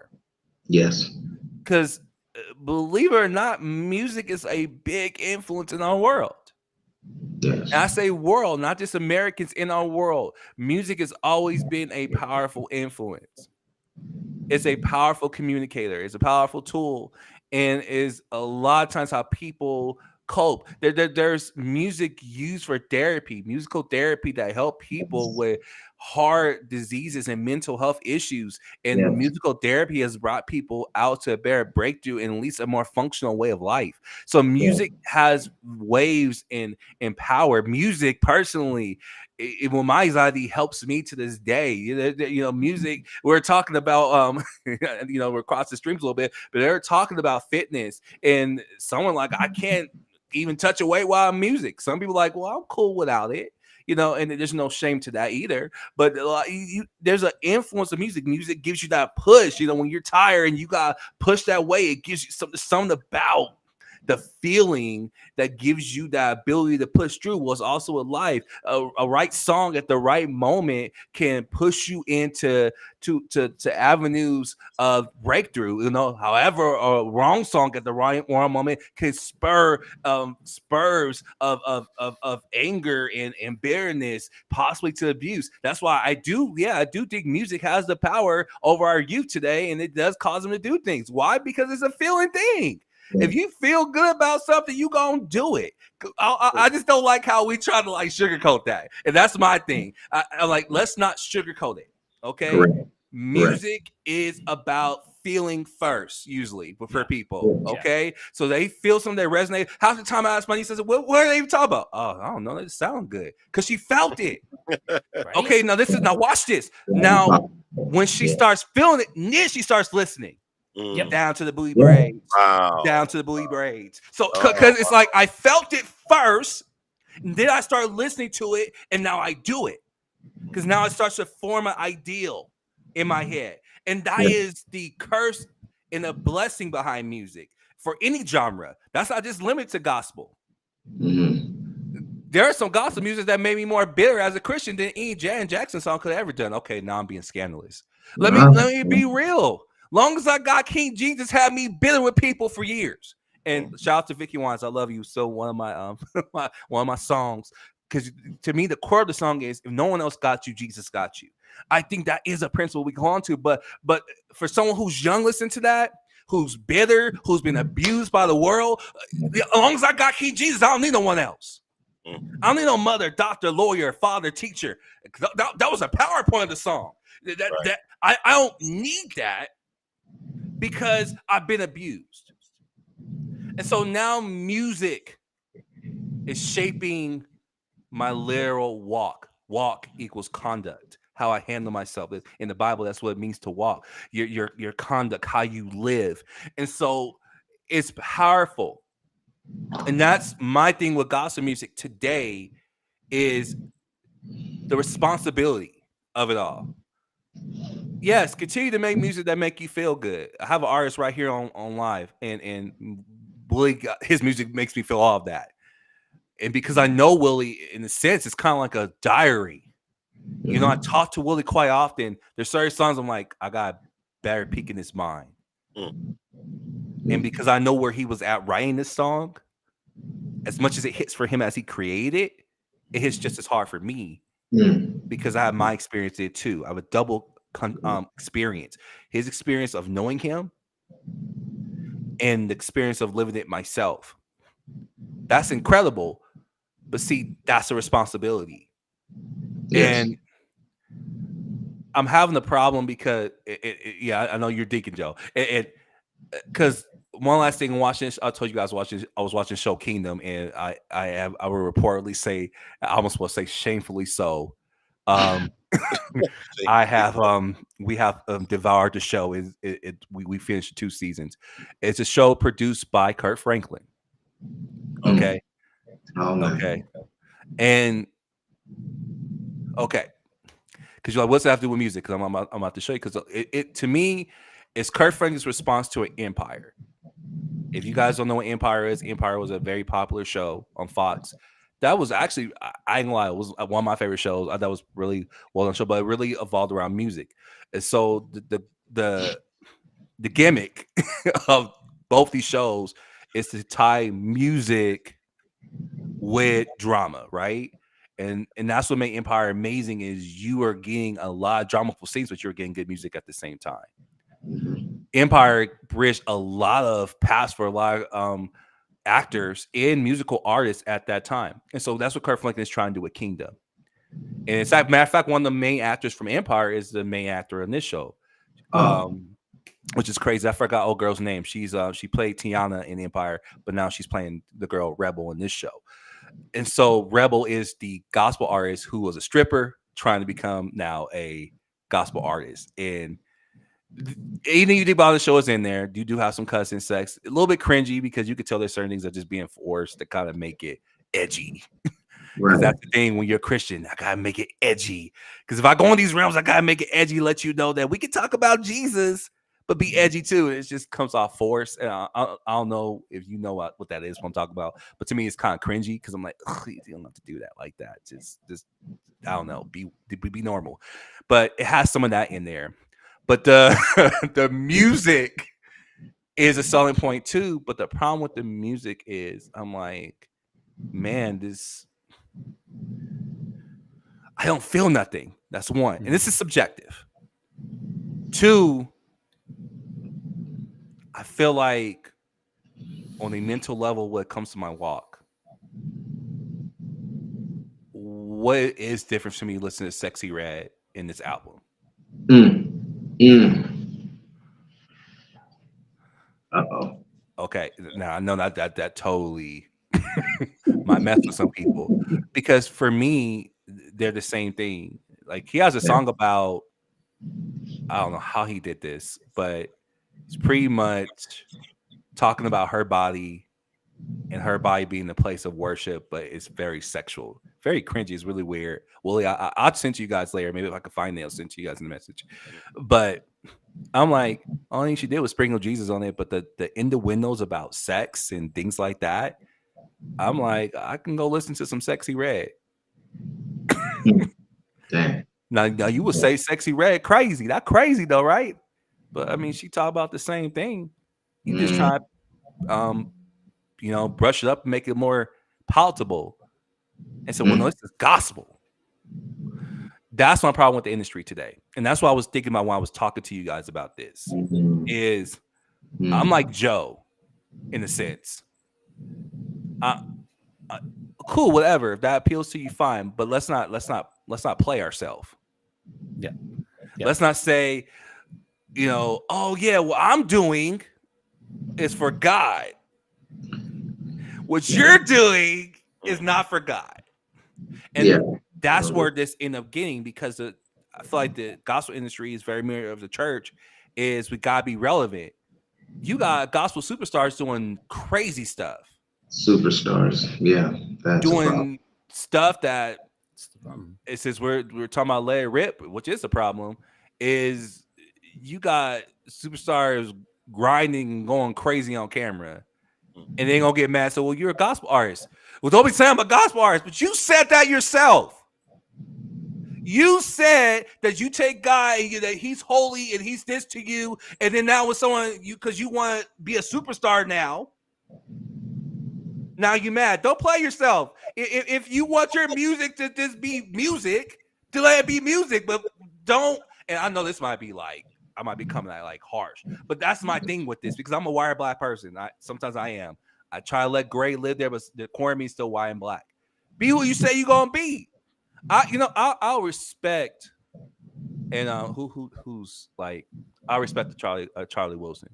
Because Uncle Charlie, he loved the Lord. He kind of like what we talked about with Denzel, what Pastor talking about Denzel. But Uncle Charlie still make R&B. But he talk about, I respect him more than I respect some of these gospel artists who try to placate. I agree. And then and that's my thing, is let's be mature about our music taste. Let's be mature about music, period. If it speaks to you, you feel like on a biblical basis there's certain things you can't deal with, fine, cool. Me personally, my library is 9% gospel music. I'm gonna go ahead and expose myself right now. 9%. 10%, you're gonna find some R&B, because those songs spoke to me. Keyword, spoke to me.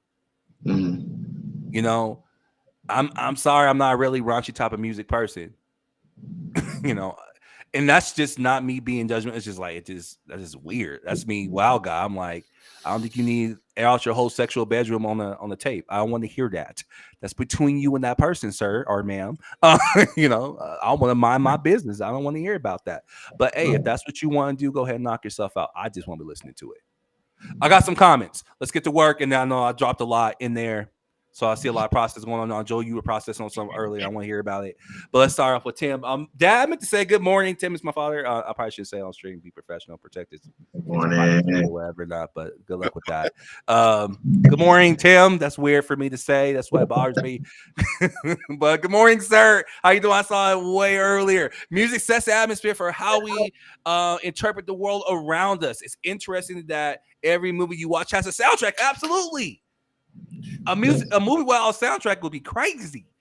So absolutely. Not all early music is bad. And this is Charmer. Good morning, sir.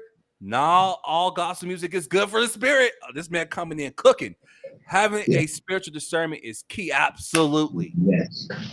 Absolutely. I for me, we might, this where some of us might differ on, that's how I feel a lot of time. No, worldly music. There's some songs that I think, Joe, you were talking about that I was like, from artists, I'm like, yeah, they got you to think. Yeah. You know, they got you to really slow down. You don't say that's because it's not a gospel song, that's of the devil. Like, come on, bro, chill all that.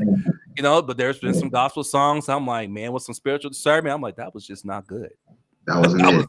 That wasn't good for me. That's not going to cause me to love God, my brother, more. If anything, it's going to cause me to separate more from the church. Okay, so keep the comments coming. I want to hear from you guys because I feel like we've been going on here on this panel. I want to hear more from the chat, but turn it back to us because I said a lot. There's probably like a lot of colorful language in my words. And so let's go ahead and talk a little bit more about this. So I hear you mention, you know, the 90%, 10% thing and all of that sort of stuff. And I think about that. And if pressed, those numbers would look like if you were trying to, because if you're going to say that, then you've got to put some kind of parameter on it. And most of the time, the parameter on it is the genre that it is, or that it's classified as. If that's the barometer for how much Christian music that I listen to, you could probably flip that. Maybe the numbers would be a little bit higher than 10% if we flipped it, but it wouldn't be like even close to 50%, because that genre specific stuff. Now, there are bands that I listen to that all they are doing from A to Z is singing a worship song. That they don't try to be anything more than that. It's something that you may hear at a church service who purchased the rights to be able to play it at their service. You know what I mean? Like that kind of music. Okay, there is room in the conversation for that kind of music. But if we are going outside of the realms of just straight, I am singing a worship song, but still trying to stay within the realms of Christian music, that's where the numbers start to go wild for me. And you guys were talking about the music, how music makes you feel versus like that, like feeling first and then listening. There is some music that so my older sister is also a musician, and we grew up on largely the same music, some ebbs and flows there, but there are so many songs that were the soundtrack to our youth that we sit back and listen to now when we're like, yeah, those lyrics don't really hit. And in some ways, I'm a stereotype, guys. I'm from Philly, and you catch me working out, and there's usually the Rocky soundtrack playing, and like just come on, Rocky, Eye the Tiger, Hearts on Fire, the whole nine yards.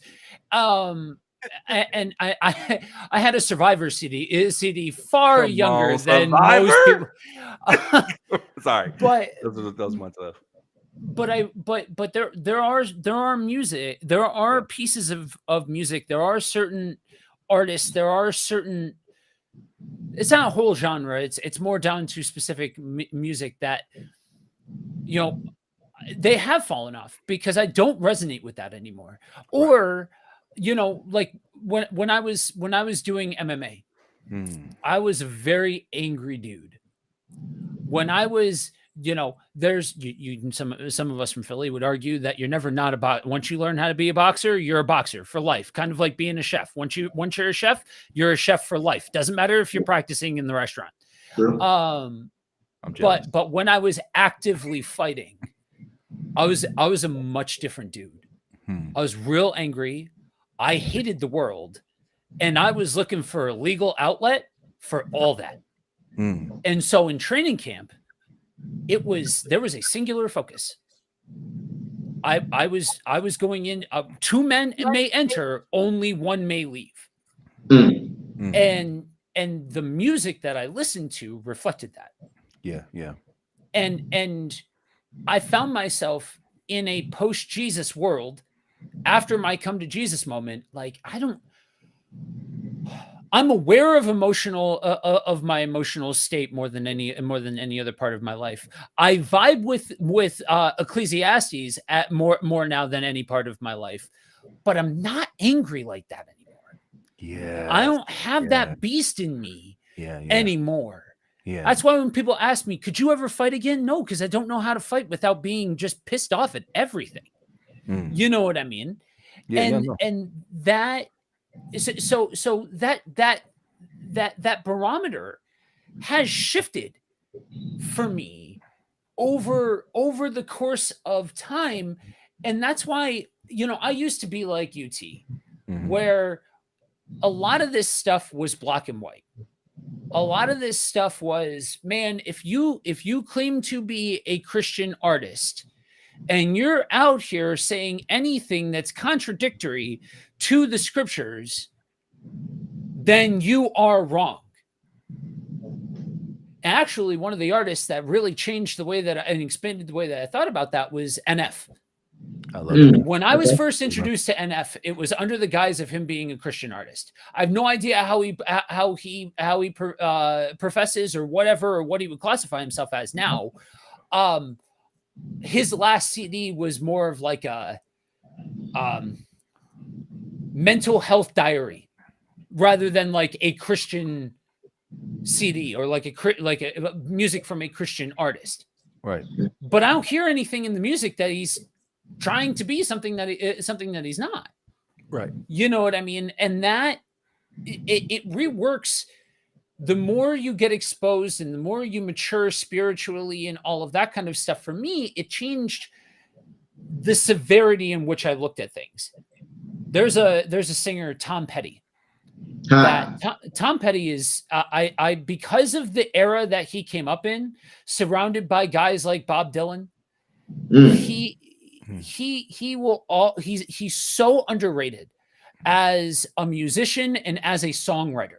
He wrote a lot of music that you know and love from that generation of music. He wrote a lot of those lyrics for a lot of famous songs. And there's this song, Don't Back Down, that just, to me, that's a Christian song. There you go. When you think about this for a second, What's the definition of victory? Getting up one more time than you've been knocked down. Now, at the risk of sounding like a bad Rocky Balboa speech, that's also from the scriptures. That's also no. You teach it. You cook, boy. Let him cook. But because this same dude wrote songs like Last Dance with Mary Jane, Free Falling, Hotel California. Wow. Come on, man. This dude then turns around and says, you can stand me up at the gates of hell, but I won't back down. I won't. I dare Come on. Christians to stand with that level of confidence. Stand with that level of confidence. Yeah, you can knock my teeth down my throat, but I'm not going to stop getting up. And that, to me, when you understand that full paradigm, it no longer becomes about what the genre is, about what a person claims to be. Now, the unwritten thing, and I think, Willy, you said this, that I think we need to be aware of, is if you are out here calling yourself a worship artist, right? Yes. The conversation has changed. Right? Thank you. Because that, to me, and part of why, for me, I do not, people ask, oh, that's an easy layup, right? You're a pastor and you're a musician, so you're a Christian musician. Oh, you're a pastor and you're a business owner, so you're a Christian business owner. No, I'm a Christian who does music, and I'm a Christian who owns a business. Might seem like I'm splitting hairs, but I don't carry that. I purposefully do not carry the weight of being a Christian artist, nor do I necessarily think that I need to try to shoehorn God into capitalism, because capitalism is a worldly concept, not a biblical concept. You're right. That's its own conversation. You're right. but Willie, I'm curious. A, Mhm. would you classify yourself as a Christian artist? And the second half of that depends on how you answer the first. Unpack what you either coming to grips with the weight and responsibility of calling yourself a Christian artist, or Mhm. why you stay away from that label if you do. Yes, because Yeah, I was wanting to get to that. Jeremiah, yeah. we see you. Willie, go ahead and answer, and I'm gonna circle back to that comment. So Christian artists, no. Gospel artists, yes, Okay. yes, Oh, because that's who I am. break it down, sir. Like Hold on. I'm a yeah, yeah, yeah. I'm a Christian, yes. That's just who I am. That just is a reflection of my personal, intimate relationship with Christ. I don't get caught up in the Christian, the non-Christian, because we lose sight and we blur the lines too much. Lecrae, when that time did come, he said, "I'm not a Christian artist. I'm an artist who's Christian." Well, he's still Christian, so let's just unify and pray for him and keep it moving. Like we're just getting too caught up in that. Gospel artist, correct? Because in my identity and who I am, I'm going to proclaim the gospel no matter what I do, even if it's not me even saying words, if me just cooking a meal and I'm serving this person and going beyond my way because God went beyond his way when he died for me. You see what I'm saying? So that's just who I am. So yeah, I'm a gospel artist in whatever aspect and facet, and even if the name of Jesus isn't even mentioned in that song, the heartbeat and the weight behind the gospel message is going to be projected in that specific song. Even in a shameless plug, I got a album out called "Losing Myself," and one of the songs is "In My Head." Yep. You know, it's not necessarily talking about, well, Jesus did this and Jesus did that. But like what was said earlier, and just circling back, people need to realize that God cares about every aspect of our lives. Like when we get off of this live stream, we are still living life. Life doesn't stop and start with social media. Life doesn't start and stop when you're on Snapchat, and like I just that's not real life. This is just an extension and just a piece and a puzzle piece of part of the daily walk in the life, right? So like, nah, man, like we need to see that mental health really is a thing. We need to see that abuse is sinful. Yes, if you're listening to me, abuse is sinful. That's not a good thing by any means, and it's not to be pacified or to be swept under the rug.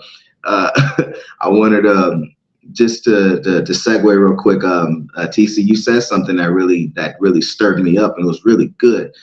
Talking about people that have these platforms, and there's a specific comedian. I'm not gonna mention his name, but he mentioned he mentioned this part where he was talking about a woman, and they're dressed very interesting.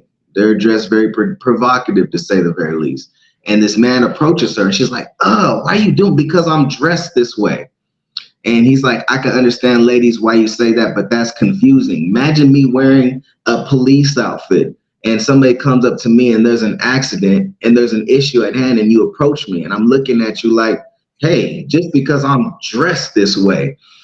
The reason why I'm using this example is because a lot of times we are in a place and we're in a position and we're in a predicament where we have the influence, we have the platform, there's people that look up to us. There is a responsibility that we have, but yet we brush it off and we say things like, well, I'm not a role model.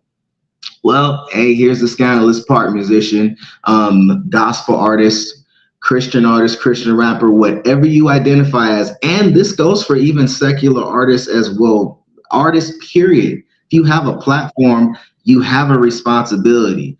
That is a non-negotiable, and there needs to be some kind of accountability and responsibility for you to be held to that, because there's people looking up to you, whether you like it or not. You see what I'm saying? So, there, I just wanted to highlight that part too, because it's easy to just, well, hey, not my fault. Well, there's a little 5-year-old kid, and if you jump off of the stage, that kid could jump off and possibly hurt themselves. Like, that's something to really think about too. Them cook, man. They cooking up in here, man. It's a throw down. There's ribs and steak, chicken, and they cooking up in here. Okay, And listen. taters. Jeremiah, what's going on in gospel music now? It's changed a lot. It's not like what it used to be. I will go ahead and concur to that. I'm sorry. I will. It's not how it used to be when I was a kid, when we were kids. I do like the point Pastor Anthony was talking about. Yes. And you have to probably remember what that point was because we even dropped so Yeah, many that was points a while ago, probably a right? while ago. People saying they loving this. Yeah, Lewis is saying he's loving this. Charmer Willie G Berry is one of my favorite to listen My, to. When I just my want to, guy. we just want, if you want to know, yeah, I love G Berry. I'm not saying it because he's a friend either. And we made music together, wink, wink, him. But I'm saying it because I actually do like his music. You know, before he was a friend, I heard his music, and as a friend, I appreciate his music more. And you got anything before I ask a I final think, comment? yeah, I'll just say this. I think, people have to stand on their own 2 feet. Yeah, Yeah. yeah. Yep. I think at the end of the day, you have to own who you are, you know, and, learning to allow people, to be who they are. Like you said, Willie, okay, I don't call myself a Christian rapper, but I call myself a gospel artist. Well, somebody will say, "Well, da, da, da, da." Hey, they can argue all they want, right? Right. Yep. But you have to own who you are. Right. One of the things that happened to me when I really rededicated and started, coming back and following the Lord and going back to church is that one of the things I did was um, I started off in the choir at the church I was at, and then it kinda hit me that, like, you know what? I'm conflicted about this. Mm, Conflicted mm, about, singing, the music and because this kind of backstory, when I was doing my music, my music was very, very sexual, very secular, very, intense. People say, "Oh, well, R&B is just love music." Well, mm, uh, we can argue about that if you want. There's some song there's some Stop the songs cap. that are about, about love, but most songs are about sex, and we're calling sex love, you come know, on. and Mm, that was the vein that I was in. I was in that vein, with the, um, take your clothes off, that kind of stuff type music.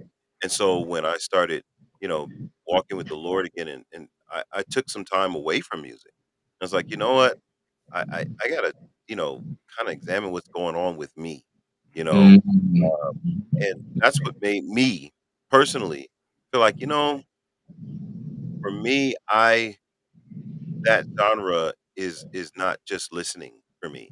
Other people can just listen to it. right. And I had to learn that they could just listen to it. When I listen to it, the images that come into my mind, the things, I was like, I don't want that. I don't need that for me, right?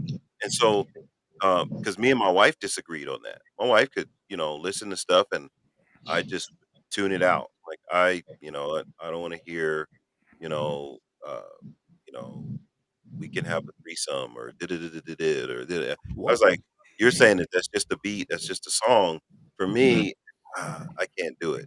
Because it does it affects the imagery in my mind. Right. And so I had to, for me, I made a hard shift away. Joe was talking about when we had that conversation, when I was out there and I was like, "Yeah, unashamedly, people struggle with this, but I don't really listen." From time to time in passing, right? Like at the game, Mm. anybody that's ever gone to they're playing yeah. the music, like, "Okay, we're having fun, Yes. it's a good time," but you're not gonna see me have that in the car when I'm driving. You're not Right. Come on. I'm Come not on. gonna, be at the house just playing it, Good example. Yeah. it's something that happens in passing. Yeah. Am I like, "Oh, I gotta leave the stadium because they're playing," right? You know, I'm not, that, rigid. But at the same time, for me, my headspace, my personal space inside my head, I choose, I'm very strategic in what I let into my mind because I know me. You know, Mm. Other people it doesn't mean anything to. They're listening to it. It doesn't even. And so, what did Paul say? Paul said, that for one person, it's an issue. Another person, it's not an issue. Right. Who am I to say, "Oh, that's gonna"? I don't know if that's gonna do anything to you, you know? Yeah. And I don't but I do have the right to choose if I'm going to partake or not, and just letting people have that, letting people have that and stressing that when it comes down to music because, because I would be a hypocrite, right? If I said, "Oh, don't, you could never listen to this, you never listen to that." Because being a musician, I'll play a chord and I'm like, "You know where this chord came from." Mhm. Yeah. Yeah. This is in another song. Mhm. I Yeah. can't play anything that's not in another song, right? True. And so as a musician, it's like, uh, it's kinda hypocritical to say it's all bad. I think, what Chalmers said it. Not Yeah. all, secular music is bad and all quote unquote gospel music is good, right? Right. There's a thin line where it's music. you know, and it's what we're doing with it. It's how we're interpreting it because music even is itself a language in a lot of ways. Music Uh-oh. is Come a on. language, Come on. and so what are you communicating with that language, Yeah. of music? And so I've learned to Yes. appreciate music more on the level of the artistry of it, and so I can appreciate, what Phil Collins did with I can feel it coming in the air at Yeah. night. Oh, I love Yeah. that song. And I can appreciate that. I'm not gonna be riding around in my car, but when I hear it, I'm like, "Man, that's deep. That's a deep." Yes. That's it. The way he put those chords together, I'm like, "Man, it almost has a spiritual sense to it," Yeah.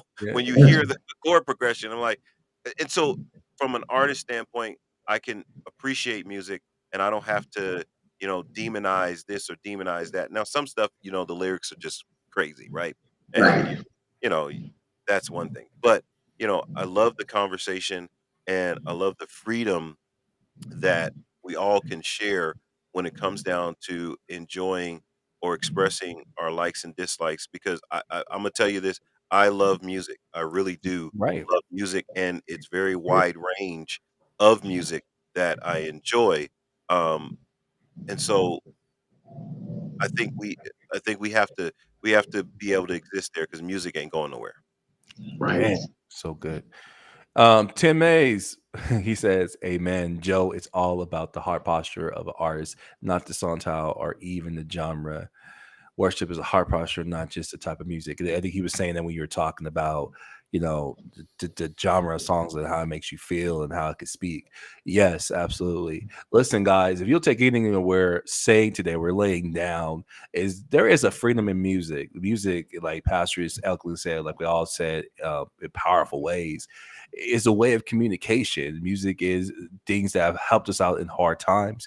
Music has taught us, for some, I'll be real, they say this line a lot, Willie, music raised me. For some of us, that might actually be true. And You I did know, look up those lyrics for that Tom Petty and man, how do we tell I mean, right. this come Mm. on, this is super encouraging, it's super, it's Wow. like, wow. I Right. mean, it feels like he's talking to a Christian, but I think he's just talking to people in Yeah. general, and we all can share, this story. And so I was reading the lyrics, I was like, "Man, these lyrics are powerful." And that's what I'm saying. Music.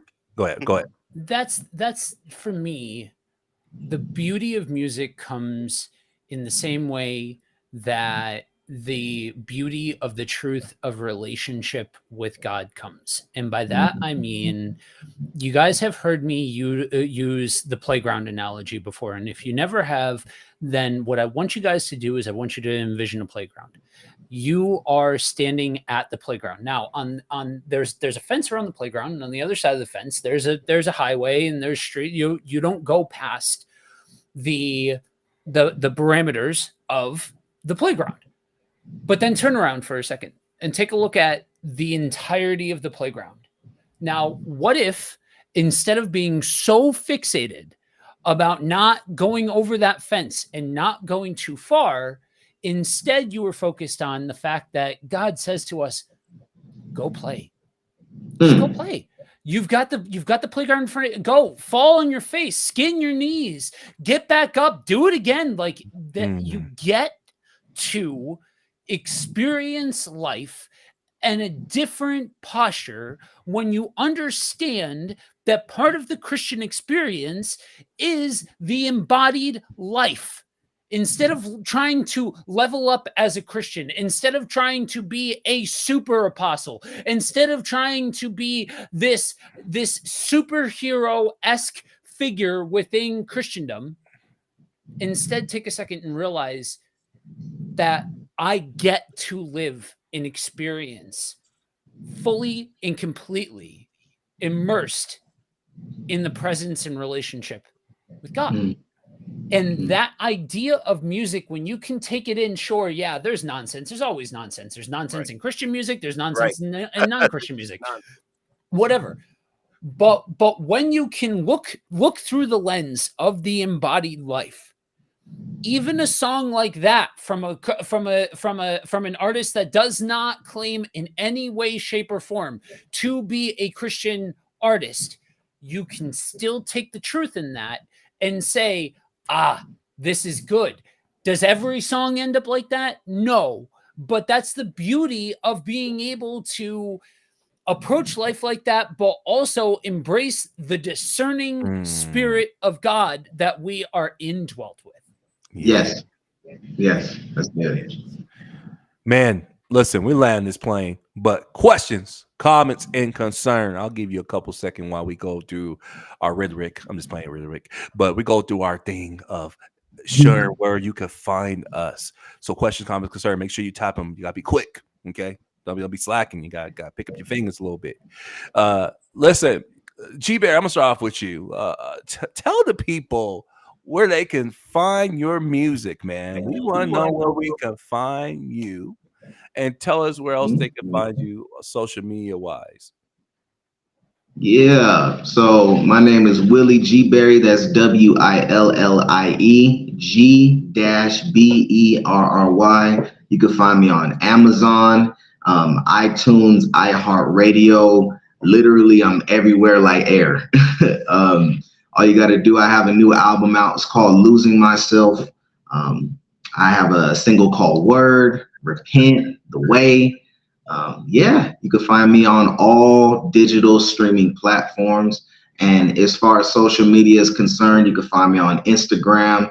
That's Willie G Berry, all one word, all one name. You can find me on Twitter. You can find me on here on Facebook, or yeah, like I said, I'm everywhere like air. I'm approachable, and yeah, praise God.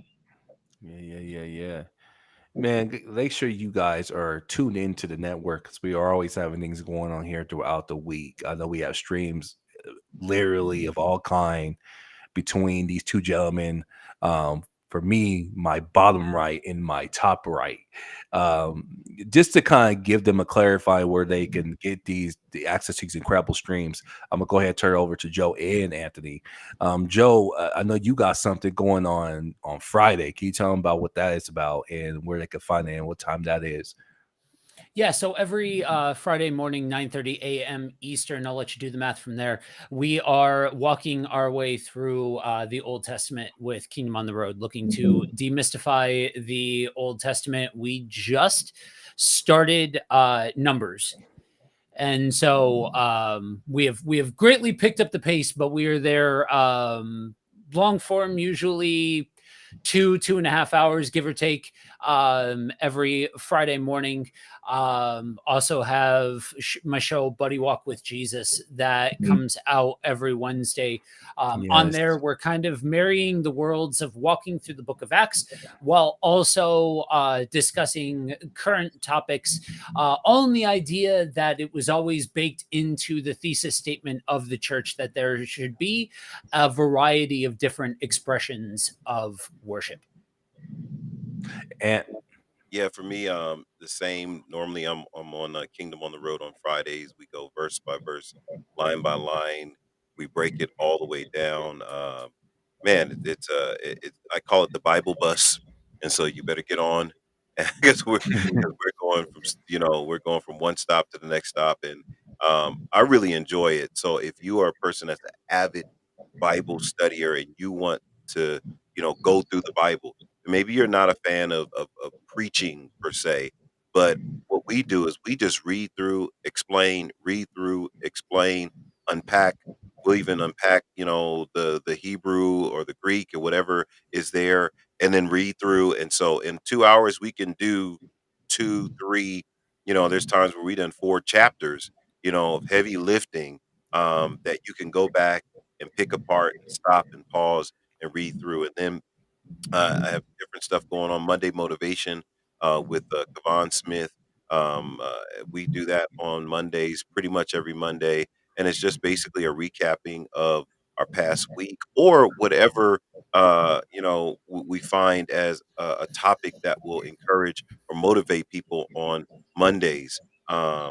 Just started something with a friend of mine, Alex Jimenez. He's a pastor at City of God, and we've been doing a prayer, discovering prayer in the Bible. So we've been examining prayers from the Bible. We looked at Nehemiah and we broke down his prayer. We just finished with Daniel and his prayer. I don't know where we're going next. We might go to Jesus' prayer in John 17, or we might go to David's prayer in Psalms 51. And so we're looking at specific fully unpacked prayers and examining, the components of prayer, what the context was around that prayer and why they were praying and all those kind of stuff. And so it got a lot going on. And then of course, go to my YouTube, type in Anthony Wilson prayer, and I will pop up and you can connect there. And then, of course, I'm like the rest of the guys on Facebook and all the other platforms. Yes, yes, yes, y'all. Okay, so yeah, you can find me pretty much anywhere, Pastor TC. I am now pretty much everywhere, but I'll tell you where you really find me the most, where I interact the most. You can find me on YouTube. As simply as Pastor TC. I got now praying videos. I do praying content. I do content like this where I'm challenging you to grow in your personal walk with God, with gaming. I am a gamer. So you're going to get that with some gaming content. We're going through a lot of various topics, a lot of powerful stuff going on. And I am still trying to work out my live stream schedule like these guys. I am right now, I'm just focusing on my content creation, is really getting you guys the best quality stuff possible. I am still working out something for live streams.